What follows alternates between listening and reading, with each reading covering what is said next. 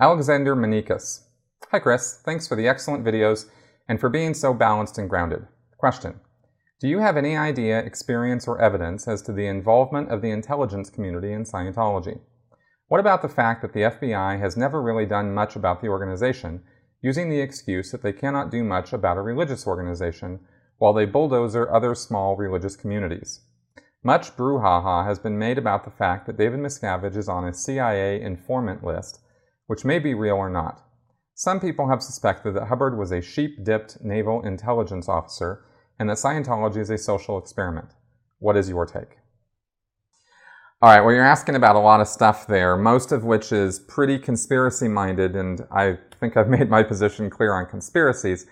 But all joking aside, specifically, I do not believe that that Scientology is some sort of CIA operation or social experiment, or that David Miscavige has ties to the CIA as an informant, or that there's some conspiracy going on behind the scenes. The reason I don't believe that is because I have no reason to believe that. I've never seen any compelling evidence pointing in that direction. And just because somebody somewhere on the internet said that that might be the case doesn't mean I'm buying it. I never in 27 years in Scientology saw anything even remotely like that. I also happen to know through direct connections that I have that the FBI was very seriously investigating Scientology and had plans to move in on the Int base and wanted to take action against Scientology.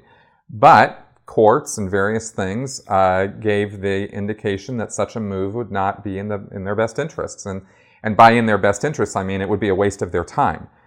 Law enforcement officers, law enforcement officials at any level have only so much money to spend, only so much time to spend on whatever cases it is that they're doing.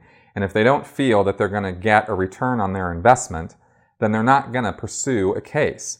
That's not always necessarily justice. It's the justice system, and those are two different things, and you got to understand that. And just because that happens doesn't mean there's some conspiracy going on. It's just how the justice system works. And if you look into that and talk to any district attorneys, prosecutors, lawyers, judges, anybody at any level of this, they'll break it down for you. It's not hard to understand. So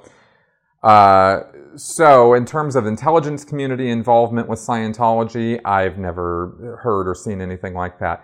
And as far as Hubbard's naval intelligence records being sheep-dipped, what that means is, for those who don't know, that means that that his existing public records are a fake. They're sheep-dipped. In other words, they've been put there as window dressing or as a cover story for the fact that Hubbard was actually a deep cover operative for naval intelligence and was up to James Bond type stuff in World War II.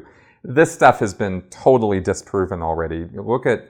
Consult anything from John Atack, anything on Tony Ortega's blog about this, and you'll find documentation on it. It is not hard to find. So that's my take on it.